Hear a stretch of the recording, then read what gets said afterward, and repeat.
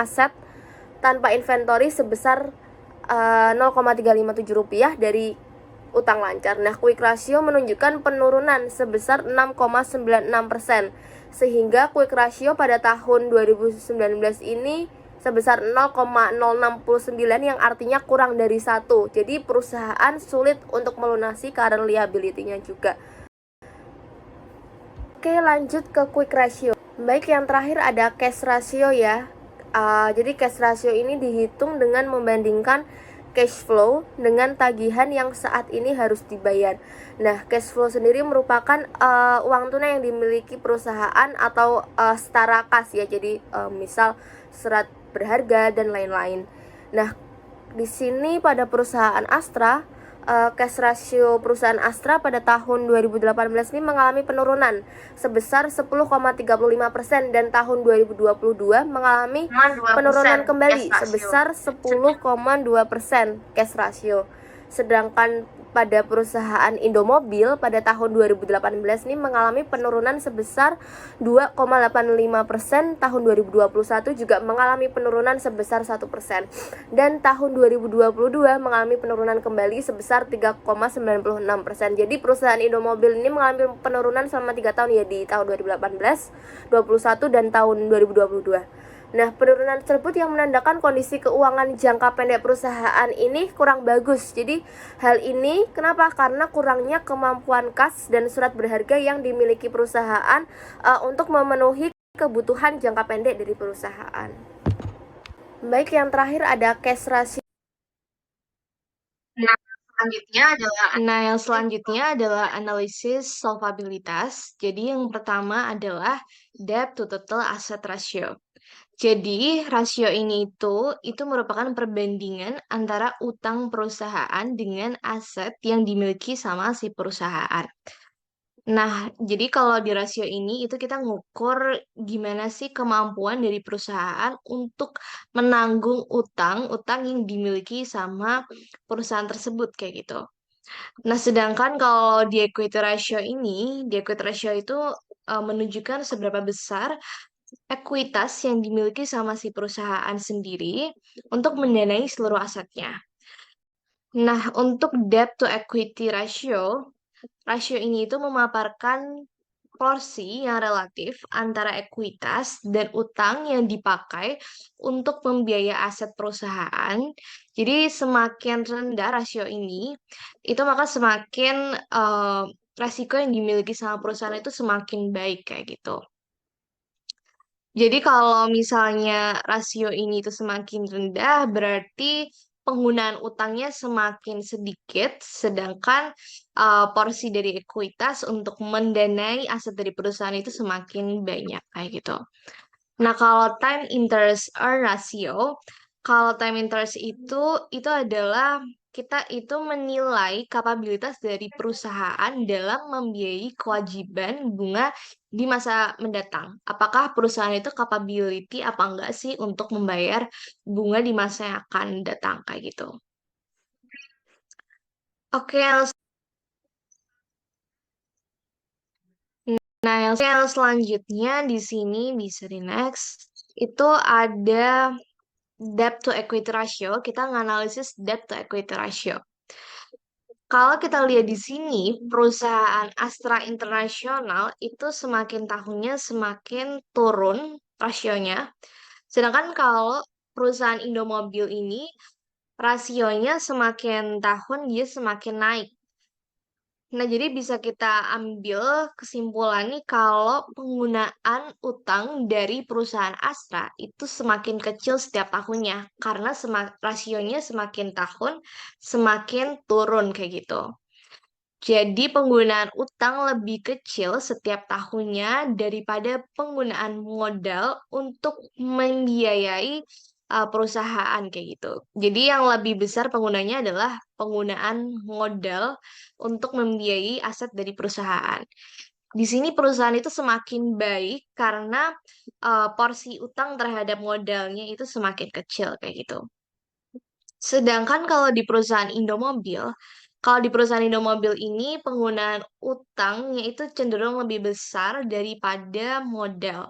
Jadi untuk mendanai asetnya atau membiayai aset perusahaan, Indomobil ini setiap tahunnya cenderung lebih menggunakan utang daripada modal kayak gitu. Nah, perusahaan ini tentunya kalau lebih banyak menggunakan utang, pastinya akan cenderung lebih beresiko kayak gitu. Karena porsi utang terhadap modalnya itu cenderung lebih besar. Nah, yang selanjutnya adalah debt to total asset ratio. Yang selanjutnya di sini bisa di next asset ratio. Kalau dari perusahaan Astra Internasional, itu kita bisa lihat sendiri kalau setiap tahunnya dia semakin turun rasanya, dan kalau PT Indomobil itu setiap tahunnya dia semakin naik untuk rasionya. Jadi kita bisa ambil kesimpulan di sini kalau rasio dari DAR atau Debt to Total Asset Ratio dari PT Astra International itu dia berada di kondisi yang aman karena di bawah 50%. Jadi kalau di bawah 50% ini berarti kondisi dari perusahaan itu sangat disukain sama si investor maupun si kreditor. Jadi kan kalau debt to total aset ratio ini kita tuh membandingkan antara aset yang dimiliki perusahaan sama utang yang dimiliki perusahaan. Kalau dilihat di sini, Astra itu kan semakin tahun semakin turun kan rasionya. Jadi dia penggunaan utangnya terhadap asetnya itu semakin kecil. Jadi dia punya aset yang cukup besar juga, melebihi dari utangnya, dan maka dari itu dia akan lebih dipercaya sama si kreditor untuk melakukan peminjaman karena asetnya dia cukup besar dan dia juga nggak beresiko kan untuk menanggung utang-utang dari perusahaan. Terus untuk si investor, kenapa sih si investor itu suka? Karena gini, kalau jadi perusahaan ini kalau misalnya asetnya cenderung lebih besar, itu resiko untuk bangkrutnya akan kecil juga kayak gitu. Makanya investor suka terhadap kondisi perusahaan tersebut kayak gitu. Nah, kalau misalnya dari Indomobil tersendiri, ini dia kan semakin tahun semakin naik ya, dan rasio darinya itu di atas 50%. Jadi, kalau ini itu kondisi ini kurang disukai sama investor dan kreditor, karena perusahaan itu kan cenderung memiliki lebih banyak utang daripada asetnya, sehingga perusahaan itu memiliki resiko yang cukup besar kayak gitu. Jadi, investor yang akan melakukan investasi juga akan mikir-mikir dulu sebelum investasi karena resiko dari perusahaan ini cukup besar, dan kreditor ketika dia mau memberikan pinjaman juga um, akan dipikir terlebih dahulu gitu. Kira-kira perusahaan ini tuh beresiko banget atau enggak? Atau kira-kira kedepannya dia akan bisa membayar pinjaman tersebut atau enggak kayak gitu. Nah, sedangkan kalau di sini kalau di Indomobil ini kondisinya memang kurang aman karena rasio DAR-nya itu di atas 50%. Nah, yang selanjutnya adalah equity ratio. Nah, yang selanjutnya adalah equity ratio. Jadi equity ratio ini itu menunjukkan seberapa besar ekuitas yang dimiliki sama si perusahaan kayak gitu. Kalau kita lihat di perusahaan Astra, itu semakin tahun dia semakin naik. Jadi kalau di perusahaan Indomobil ini dia semakin tahun semakin turun. Nah, kesimpulan yang bisa kita ambil berarti kalau di perusahaan Astra ini dia lebih memiliki banyak ekuitas gitu ya. Dia lebih menggunakan ekuitasnya untuk mendanai aset perusahaan kayak gitu untuk membiayai aset perusahaan. Sedangkan kalau Indomobil ini dia itu lebih banyak penggunaan utang gitu. Jadi dia nggak banyak menggunakan ekuitasnya untuk mendanai aset perusahaan, tapi dia lebih menggunakan hutang untuk mendanai aset dari perusahaan itu sendiri. Call time interest and ratio dari call time interest and ratio dari PT Astra Internasional. Kalau kita lihat di sini itu cukup besar di atas 1. sampai 2022 itu masih di atas 1. Sedangkan kalau PT Indomobil Sukses Internasional itu dia juga di atas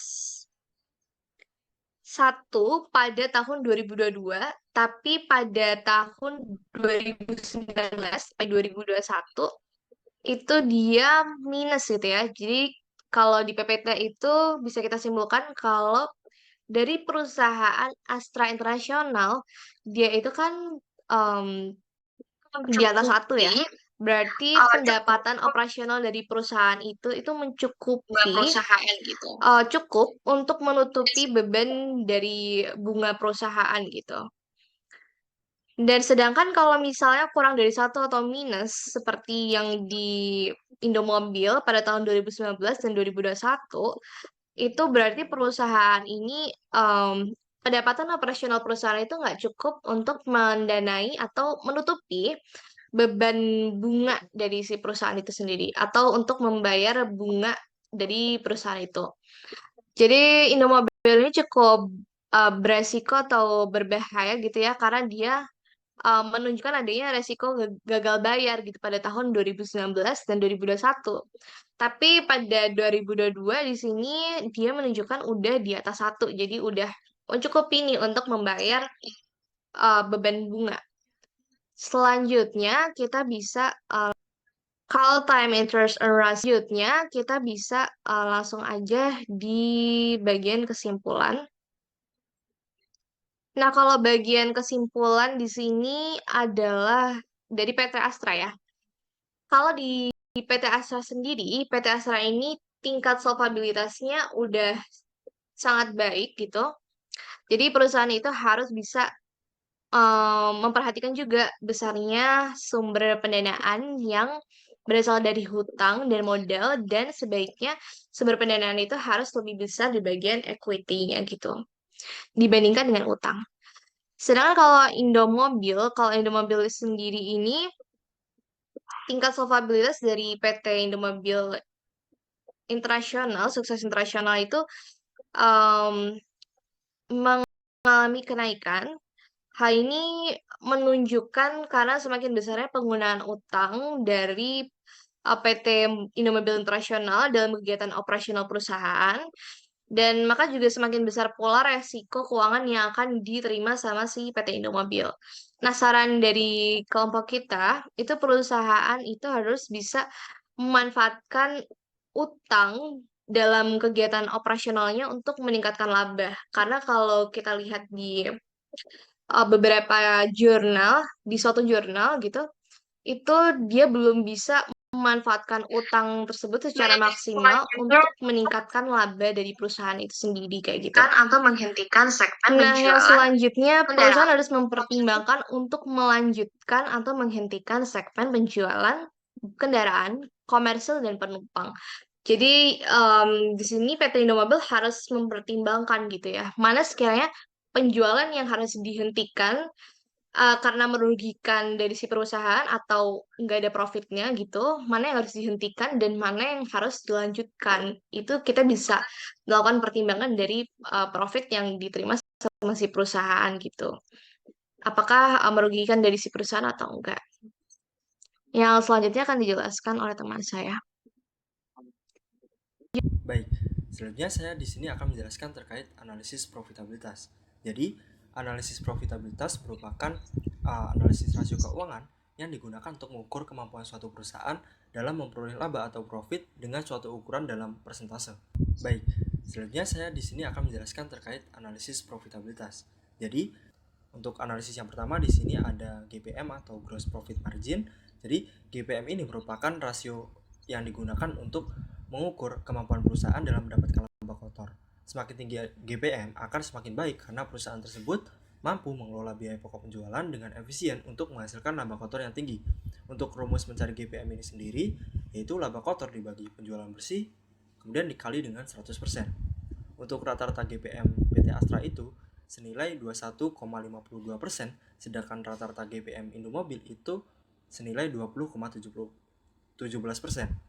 Nah, terlihat bahwa GPM PT Astra Internasional ini cenderung lebih tinggi dan mengalami tren yang relatif positif apabila kita bandingkan dengan PT Indomobil Sukses sukses internasional TBK, yang mana hal ini itu menunjukkan bahwa PT Astra International Tbk memiliki efisiensi yang lebih baik dalam menghasilkan laba kotor dari penjualan mereka.